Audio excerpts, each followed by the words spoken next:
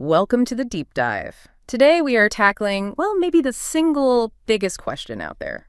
Why is the universe so quiet? We're doing a deep dive into the great silence. You probably know it as Fermi's paradox. It's this huge gap, right, between the numbers that say alien life should be everywhere and the fact that, well, we've heard absolutely nothing. Zero. It really is the ultimate puzzle. And you don't need, wild ideas to see why we should be looking. The statistics alone make the search totally rational. I mean, just look at the numbers we have now. Almost every star seems to have planets. We found, over 6,000 exoplanets confirmed. And if you just run the basic math across our galaxy alone, I mean, you're talking countless worlds that could be habitable. Places where complex, maybe even technological life could arise. Okay, so the potential is enormous. Billions of chances for civilizations out there. But the reality, we see nothing. That's the paradox, yeah. We've been digging into some research that offers frankly, a pretty unsettling new angle on this. It shifts the focus away from, say, biology and points towards something else entirely, the sheer speed of technology, specifically the rise of AI. Exactly. It completely reframes the question. It stops being if life is common and starts being about how fast life gets. Wow. Undetectable once it hits a certain technological point. Okay, let's unpack that. But before we get to the AI part, maybe we should quickly cover the usual suspects, the standard explanations for the silence that people have kicked around for decades. Yeah, good idea. These are the ones that, frankly, the new work suggests might be, well, maybe not wrong, but perhaps less relevant than we thought. So first up, the big one is the great filter theory, the idea that there's some massive hurdle life has to overcome. Maybe getting life started at all is super rare. Or maybe jumping from simple cells to complex creatures like us is the filter. Or the filter is still ahead of us, which isn't exactly comforting. No, it isn't. It means we're either incredibly special or, potentially doomed. Okay. What else? Then you have the cosmic zoo idea that advanced aliens know we're here, but they're deliberately hiding, keeping Earth like a nature preserve. Right. The prime directive hypothesis always feels a bit self-important, doesn't it? Like we're that interesting. It does, yeah. Yeah. And hard to prove or disprove. Then there's the idea that civilizations just destroy themselves. The self-destruction route. Nuclear war, climate change, runaway tech, basically getting too powerful too quickly. Exactly. As soon as they can really impact their planet, maybe they inevitably wipe themselves out. And the last one, the one that always feels a bit like a shrug. That's the we're first idea. Someone has to be, right? So maybe just by sheer luck of the draw in a 13.8 billion-year-old universe, it's us. It's possible mathematically, but it does put us in a very, very special spot. None of these really feel conclusive. Which is why this technological angle is getting so much attention. Okay, right. So if those older ideas aren't quite cutting it, let's talk about technology.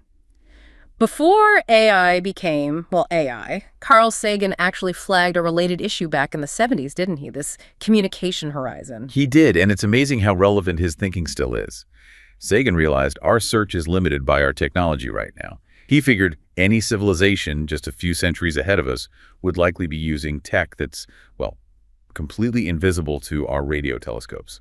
That was his communication horizon, a technological barrier. How does that work, though? I mean, we pump out radio signals. Yeah. We listen for them with SETI. Why would advanced aliens just stop using radio? Wouldn't they want to broadcast? Well, think about it from their perspective. Radio is incredibly inefficient. It sprays energy everywhere. It's like shouting in a crowded room and you could just whisper directly to who you want to talk to. Plus, it's not secure. Anyone can listen in. Yeah. As tech gets better, you'd expect communication to become more focused, more energy efficient, and definitely harder to eavesdrop on. Okay, so give us an example. What kind of tech are we talking about that would just vanish from our perspective? The sources we looked at often bring up neutrinos. Think about it. We can maybe pick up strong radio from, say, 100 light years out, give or take. But if they switch to sending messages via neutrinos, poof, they're gone, as far as we're concerned. Why neutrinos? Because they barely interact with anything. They sail right through planets, stars, us, almost like ghosts. That makes them amazing for sending a tight beam signal straight to a target, very securely. But it also means you or I sitting out here trying to accidentally overhear that conversation, almost impossible. We need to be directly in the beam, and even then. Okay, so they move beyond leaky radio to something focused, like neutrinos, or maybe, manipulating space-time or using physics we haven't even dreamed of. Exactly. And if they do that, we lose them. Our only chance is to catch them during that relatively brief period when they are noisy and using detectable methods like radio. Right. And Sagan Back then, using the pace of our technological change in the 70s, he figured that noisy window lasted about how long? His calculation, based on human progress at the time, suggested it might take roughly 1,000 years for a civilization to advance beyond our ability to detect them. 1,000 years. Okay, Yeah. well, it's not long cosmically, but it's a window, right? A chance, however small. Hmm. But, and this is the crucial bit, things have changed a lot since the 70s, especially with computers, and now AI is everywhere. And that is the absolute core of this new research, Sagan's 1,000 years. That was based on biological intelligence, human brains. Poor lumps of flesh, as one source puts it rather bluntly. The question now is, what happens to that 1,000-year window when you factor in the possibility, maybe the inevitability of non-biological intelligence, intelligence that improves itself exponentially? Which brings us right to artificial superintelligence, ASI. Just quickly, for anyone listening, how is that different from the AI we have now, like ChatGPT or image generators? Oh, it's a whole different level. What we have now is narrow AI. It's amazing at specific things, playing chess, writing text, recognizing faces. ASI would be, well, truly intelligent, self-aware maybe, definitely capable of improving itself, understanding context, learning anything, solving problems across all domains, far better than any human or even all humans combined. And the time frame for that, I mean, it's debated, obviously, but some people think it's not centuries away. No. Some credible estimates based on current progress suggest it's plausible, not guaranteed, but plausible within the next, say, 10 to 20 years, maybe sooner. Wow. Okay, so if ASI emerges, how does that rewrite the Fermi paradox calculation? Why is that such a game changer for the Great Silence? Because biology suddenly becomes irrelevant to the pace of progress. The moment ASI appears, the main driver of innovation isn't a human brain that thinks relatively slowly, needs sleep, gets sick, takes years to train. Right, it's not limited by, skull size or blood sugar levels. Exactly. An ASI could potentially think millions of times faster.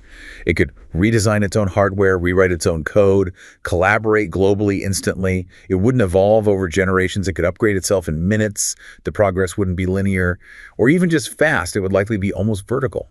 Exponential acceleration unlike anything biological evolution has ever produced. I'd say it's like a phase change. That's a good way to put it. And the core argument here is, if this transition to non-biological superintelligence is a common step for civilizations everywhere, then that noisy, detectable period, the time they spend using stuff like radio waves that we can pick up, has to be way, way shorter than Sagan thought. So let's get to the number. That original 1,000-year window from Sagan.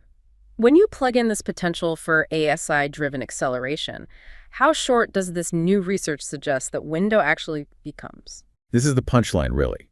When you model that transition, how fast a civilization might jump from, say, human-level tech to ASI-driven super tech, the detectable window shrinks dramatically. The consensus emerging from this work is that the period could be as brief as maybe a decade or two. 10 to 20 years. 10 to 20 years.